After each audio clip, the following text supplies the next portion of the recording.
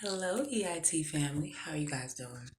I know it's been a minute, but I'm a mom and an athlete and a coach and a wife. I'm a lot of things, so it's been a while and I've been busy, but I did come to you guys with a topic that I really wanted to dive into, and it's about how perfection is the devil. Weird, right? Why would perfection be the devil? I'll tell you why.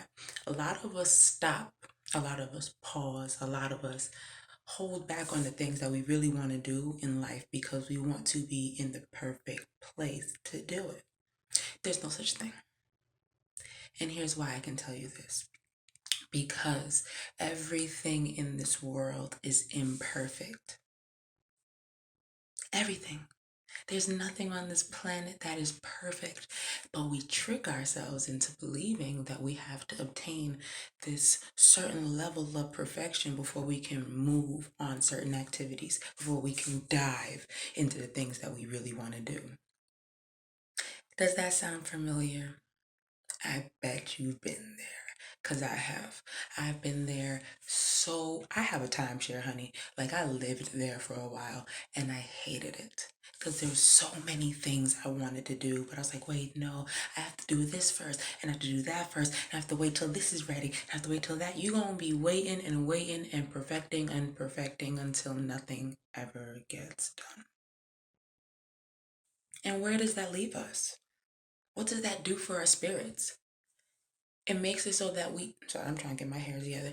It makes it so that we never actually do the things that we want to do because we're waiting for this level of perfection that doesn't exist. And emotionally, we start to live in this space of anxiety because we're anxious if things don't look a certain way for us to do. It's foolish, but it's the world we live in. It's the things that we bought into over time because we see other people who are in better positions than we are, or we feel like they're in better positions than we are. We see them doing things and it's like, okay, I have to be in that space before I can act on it. I have to be in that space before we act on it. No, no. Move now. Do now. Just because you don't have everything in alignment or everything perfect doesn't mean that you can't be active. It doesn't mean you have to be inactive. It doesn't mean you have to be stagnant. Do something. Even if it's about preparing yourself for that next step, do something by moving, by putting it into your mind that, you know what, I really want to start this E.I.T page. You know how long I've been wanting to do this? And I've been putting it off, putting it off, putting it off. Oh, well, I can't do it now because I don't really have that many followers and I don't have this and I don't have that. And what if people don't want to listen to me? And we talk ourselves out of action because we have been so wrapped up with being perfect and and having, I think my makeup's kind of a little funky, but whatever. Perfection, right? We talk ourselves out of it. We've convinced ourselves that we're not good enough to start where we are. And why? For what? Just for us to look back 20 years from now and be like,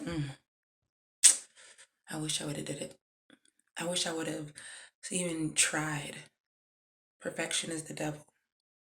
Perfection will convince you that you are not ready, that you're not prepared, that you're not good enough, that you aren't smart enough. And it breaks my heart because there's so many people out in this world with so much potential, so much to give, but they've convinced themselves that they're not good enough and that they're not ready. So, what have you talked yourself out of lately? Hmm? What have you convinced yourself that you're not prepared to do or that you're not in a space to do it? Hmm? Starting that business, performing, because I sing as well. And for people who know me, they know I sing. And as an artist, as an artist, there's this space of perfection that we try to obtain that doesn't exist. There's never going to be a song that I sing perfectly. And because there's never going to be a song that I sing perfectly, in my mind, I feel like I'm not good enough to perform it. But yet I had people telling me, girl, you need to go on America's Next, and you gotta do this, and you got, and I'm sitting here like, so I can go up there and crack in front of everybody and mess up the song? Nah, I'm good. But then what? Hmm? Then I never get to live in my truth. I never get to live my dream because I've convinced myself that I have to live up to this level of perfection that is imaginary. Why? Why?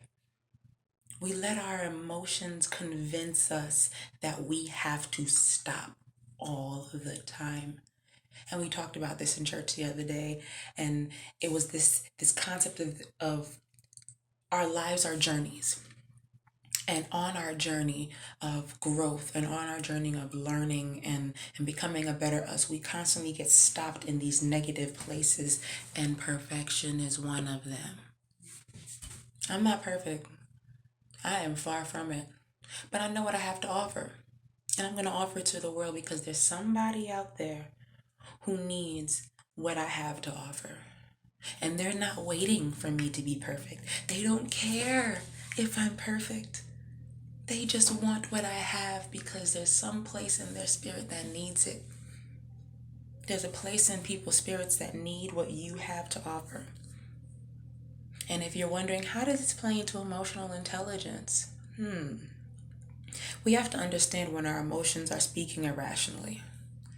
And there's a really big connection between our actions and our irrational emotions. And at times we have to convince ourselves that our emotions are rational when they're not. You ever see a spider or a roach and get terrified and start running and screaming? How rational is that? How rational? That roach is about 1/17th of your size, yet you're running from it. Irrational, right? We allow ourselves to become victim to our own emotions, not realizing how much our emotions don't really understand themselves. And when your emotions don't understand yourself, we have a hard time understanding them.